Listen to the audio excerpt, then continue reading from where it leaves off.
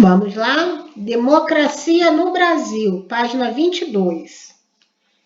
Como já foi estudado anteriormente, a democracia compõe as tramas de práticas e as formas de poder. Vamos relembrar que a democracia é uma forma de governo em que o povo detém o poder de decisão. Lembra que a gente falou que na democracia o povo opina, o povo vota, o povo participa. No Brasil, a democracia configura-se como uma democracia representativa, pois os representantes são eleitos pelos cidadãos para legislar de acordo com os interesses de todos. Então, eles são eleitos através do voto. A intenção é que esses candidatos eleitos, eles trabalhem em favor do povo.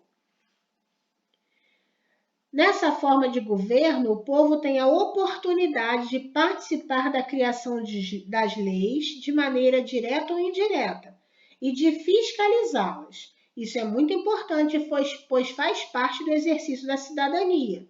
Então, nessa participação do povo, o povo tem o direito de saber o que o prefeito está fazendo, os vereadores. Tanto que na Câmara de Vereadores, as sessões, as reuniões, que são chamadas de sessões dos vereadores, elas são abertas ao público. O público pode participar, o público pode assistir, ele não vai interferir na hora da reunião, mas tem um momento que eles abrem para o povo falar também. Então, isso é exercer a cidadania. A fim de que um cidadão possa escolher um bom candidato para representar e administrar o seu país, é imprescindível que ele atente às ideias apresentadas por ele, junto com seu programa de governo. Então, para você poder, imagina você com idade para votar, para você poder escolher seu candidato, antes da eleição, você tem que ficar atento ao plano de governo dele, ao programa, o que ele sugere que seja feito. Porque quando é feita a campanha política antes da eleição, os políticos falam do que eles pretendem fazer. Então, isso ajuda com que o cidadão escolha o seu candidato de acordo com a proposta que ele tem, que mais lhe agrada. O programa ou a agenda de governo deverá dialogar com a base do partido político, ou seja, cada candidato apresenta um manual de propostas e ideologias que serão aplicadas durante sua gestão e que correspondem aos interesses diversos. Então, eles vão apresentar essas propostas. Quando fala que vão atender interesses diversos, eles falam em questão de educação, eles falam sobre a saúde, eles falam sobre a administração do município ou do país.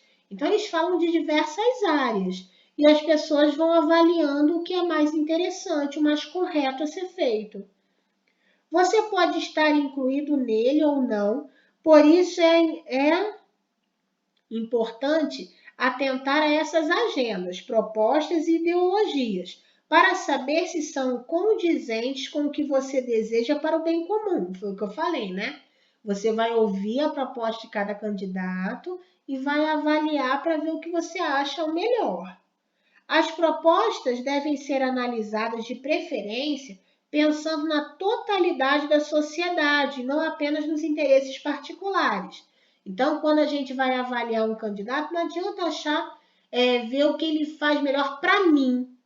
Se vamos supor, um candidato a prefeito, eu tenho que ver o que ele faz de melhor para o meu município. Não é só para mim, é para o município como um todo. As propostas dos candidatos são importantes, pois não devemos eleger pessoas isoladas, mas pessoas com ideias. Assim, não podemos considerar apenas o que o candidato fala ou como ele se apresenta. Devemos principalmente considerar seu programa de governo, pois ele mostra as propostas do candidato para o país. Então, não adianta eu votar naquele que é meu amigo, não adianta eu votar naquele que é bonitinho, que é bonitinha. Ah, mas ele é tão engraçadinho, ele é tão bonzinho. Não adianta isso. A gente tem que ver as propostas que ele está propondo realizar para ver se ele vai ser um bom governante.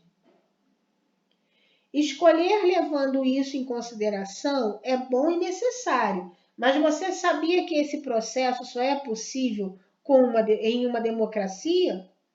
Quando o Brasil tornou-se um país democrático? Esse questionamento já dá a ideia de que nem sempre se respirou ares democráticos por aqui, não é mesmo? Então, nem sempre, quando falam ali, nem sempre o Brasil foi uma democracia. No princípio, o Brasil tornou-se democrático após a proclamação da República em 1889 e passou um período tentando concretizar a democracia no país, com alguns acertos e erros que a colocavam sempre em fragilidade. Então, até acertar, a gente erra muito, né? Assim, imagina você para aprender a andar de bicicleta. Você toma muito tombo antes de saber andar. Então, para botar essa democracia em prática no país, foram várias tentativas. Às vezes acertando, às vezes errando, né? Mas todos com a intenção de acertar. Essa instabilidade, né, de acerto e erro dos períodos democráticos no país é recorrente da história brasileira. Dois exemplos são o período de 1937 a 1945 com Vargas, que era Getúlio Vargas, que era o presidente, e posteriormente em 1964, quando se iniciou a ditadura civil-militar no Brasil.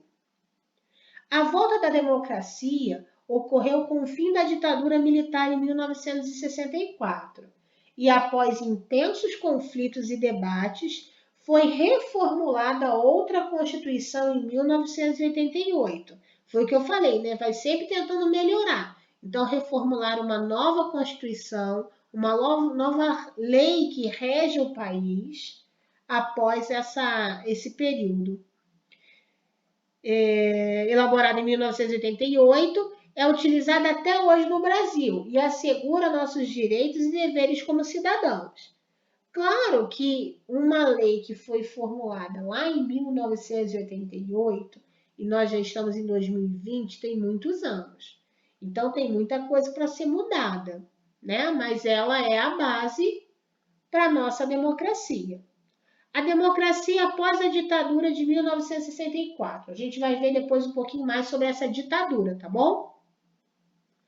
O período da ditadura será melhor estudado adiante, mas você poderá ter a oportunidade de entender um pouco sobre esse período no próximo capítulo. Agora, vamos entender um pouco o que aconteceu com a nossa democracia após 1964. Durante a ditadura, qualquer um que se opusesse às ideias dos militares era reprimido fortemente. E essa repressão limitou a popularidade de ideias, de partidos e de movimentos, entre outros elementos do Estado brasileiro. Com a redemocratização, ampliaram-se os partidos, as ideias e as representações. Então, durante a ditadura, tudo era feito de acordo com as regras militares. Não podia se falar o que quer, o que acha. Eu discordo, eu concordo. Não.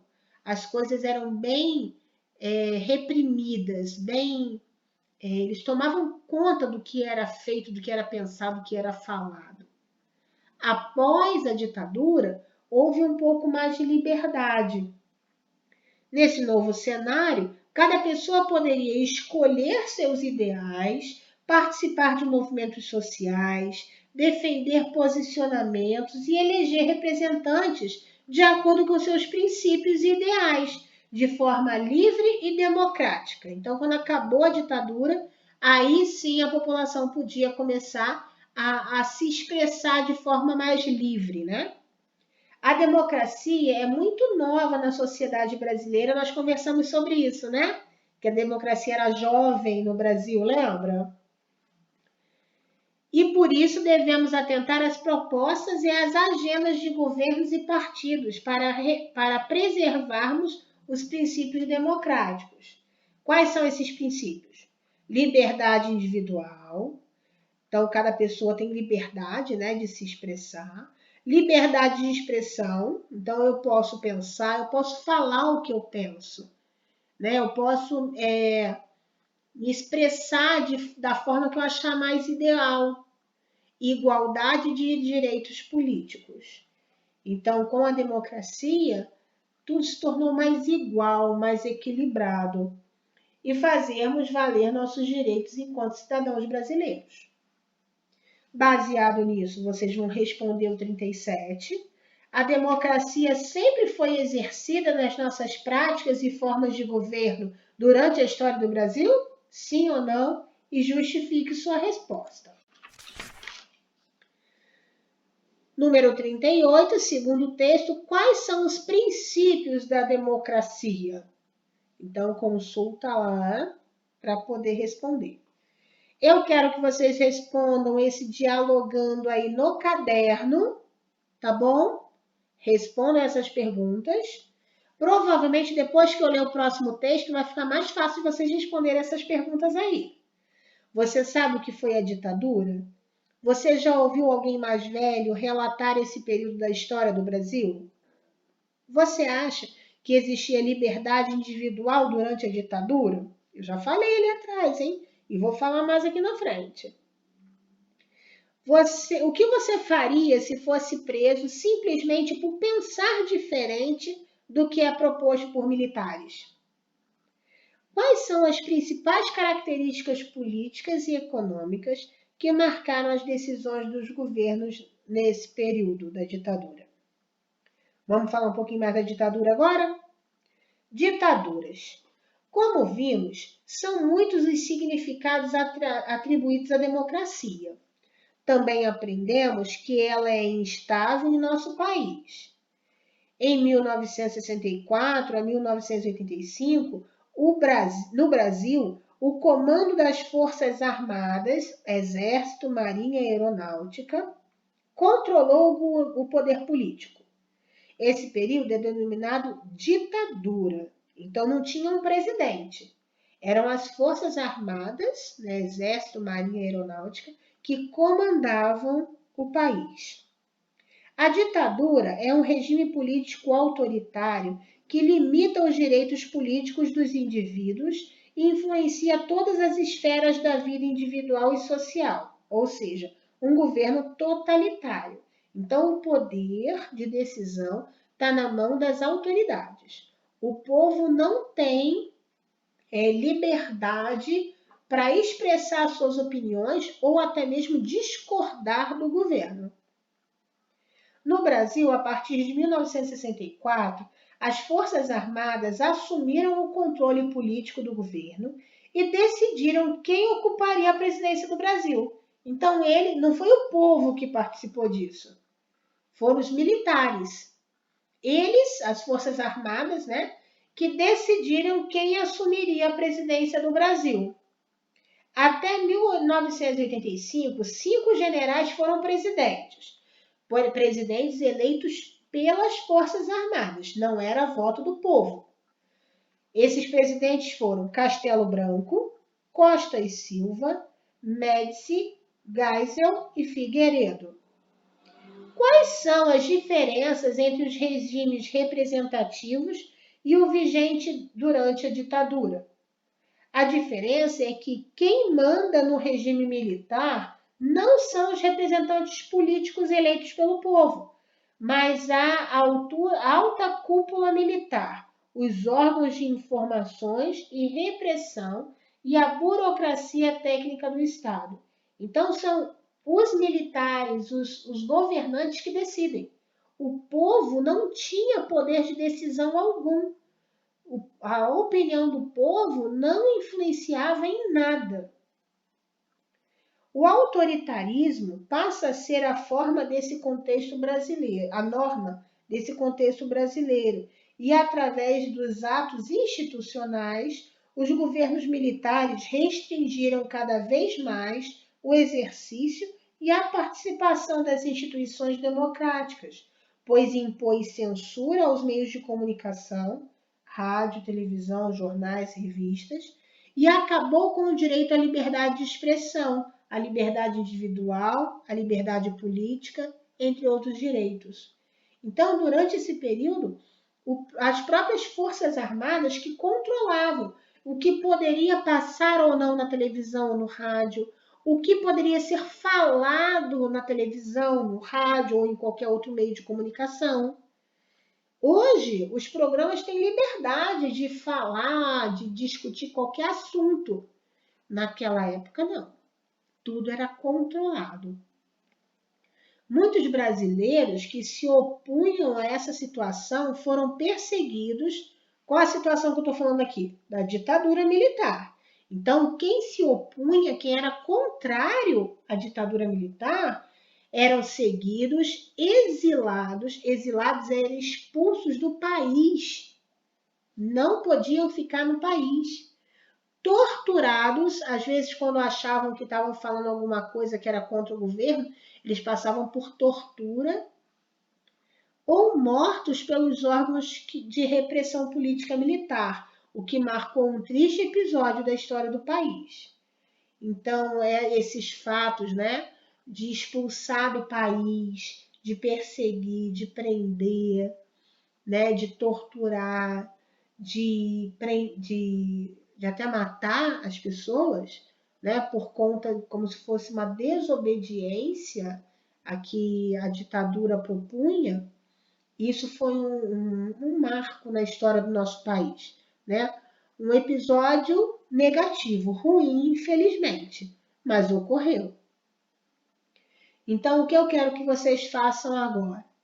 Vocês vão ler esse Saiba Mais e responder também no caderno o dialogando do 44 até o 47, tá bom? Então, nós temos 2 perguntas para responder na apostila e no caderno nós temos 5 perguntas aqui no dialogando da página 24 e mais 4 perguntas aqui da 25. Então, temos 9 perguntas para serem respondidas no caderno. Então, no caderno vocês coloquem lá, tá? Apostila de História, página 24 e 25. Não precisa copiar a pergunta, pois só o número do exercício e as respostas. Tá bom? Façam com o mesmo empenho e atenção que eu falei na aula de português, tá? Esse assunto não é tão facinho, por isso eu preciso mais atenção. Então, não respondam aquilo que vocês acham que é. Voltem no texto, leiam de novo, procurem as respostas, tirem as dúvidas, seja na apostila ou seja comigo pelo grupo. Tá bom? Vamos lá? Bom trabalho!